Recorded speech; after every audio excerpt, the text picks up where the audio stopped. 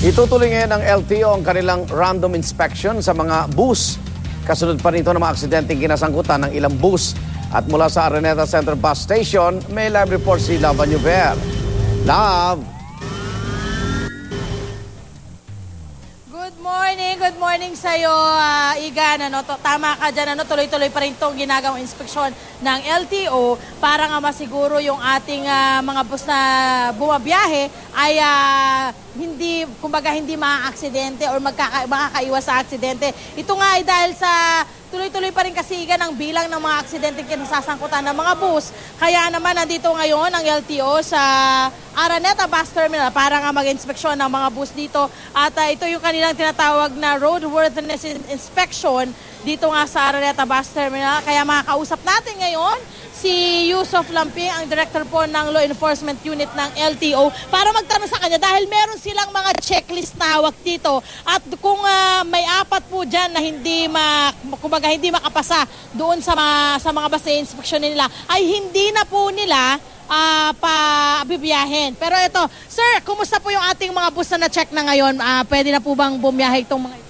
Yes, love. Magandang umaga sa iyo. Magandang umaga sa lahat ng tagapakinig ng Unang Hirit. Opo, tama kayo. Yung LTO Law Enforcement po ay nandito sa Araneta Bus Terminal para po tuloy-tuloy itong pag-inspect natin sa mga bus terminal in Metro Manila para po sa kaligtasan ng bus at saka yung ating mga mananakay. Sir, ano po yung mga basic natin na talagang tinitingnan or chine-check para masabi po natin na ang bus na aalis ay pwede pong bumiyahe? Ano po yung mga chine-check po? Yes, tama ka dyan, Lab. Unang-una, yung roadworthiness, yung road safety ng ating mga bus na ini-inspeksyon ng ating mga law enforcement.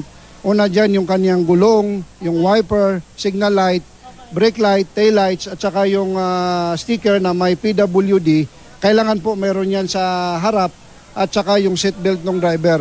Of course, yung kanyang permit to travel, tinitingnan natin yan, pati yung lisensya ng driver. So, ito po, Lab, itong ginagawa ng LTO Law Enforcement, ay tuloy-tuloy po itong pag-inspeksyon natin sa iba't ibang bus terminal in Metro Manila. Okay. Na hindi po nila alam to, sir, no? Hindi nila alam, kumbaga surprise visit po ang ginagawa nyo lagi para talagang hindi sila makapaganda kasi minsan yun ang kadalasang ginagawa. Yes, tama po yun.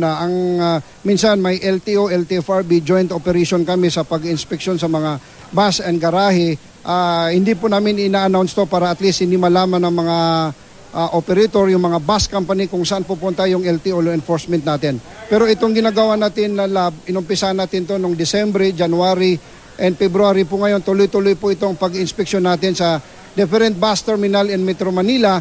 And then yung mga iba't ibang regional offices din ng LTO and LTFRB ay nag-inspect din yung ating mga law enforcement. Okay, maraming salamat Mr. Lamping sa inyo pong pag-accommodate sa amin. Ayan mga kapuso, nakita naman natin na tuloy-tuloy nga itong ginagawa nilang inspeksyon sa mga bus terminals para nga masiguro yung pong kaligtasan ng ating, lalo na yung mga mananakay ng mga bus na bumabiyahe pa ng pagkalayo-layong lugar, lalo sa mga probinsya.